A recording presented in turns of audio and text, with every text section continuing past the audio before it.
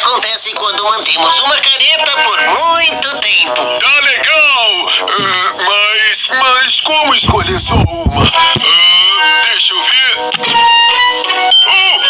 Que tal cruzar os olhos? E aí passar pra uma super mordida? E aí o toque final.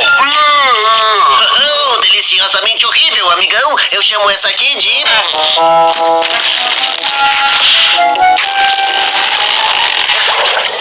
O Gary. Miau.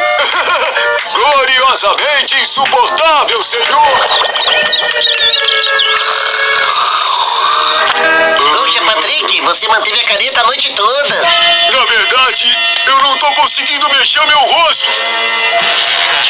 Eu não consigo mexer o meu também. Que legal, conseguimos! Não é legal. Significa que o seu siriguejo tinha razão, Patrick. Estamos com o rosto paralisado.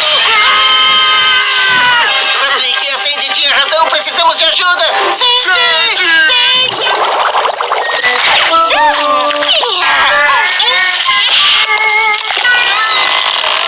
Esses zombies estão fora de esquadro. Eu estou sentindo que os nós estão se desfazendo.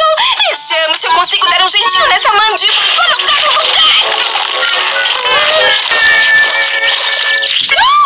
A má notícia primeiro. Vamos lá. A careta paralisada não está querendo ceder.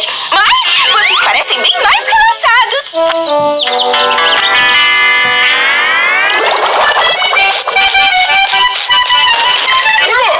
Oi, seu siriguejo. Você está bem, rapaz? Parecia um troglodita quando chegou. Eu também, seu siriguejo. Trabalhando aqui, animado. Bom, mas por que a postura torta? Escutou isso? Alguém em algum lugar deixou cair um tostão.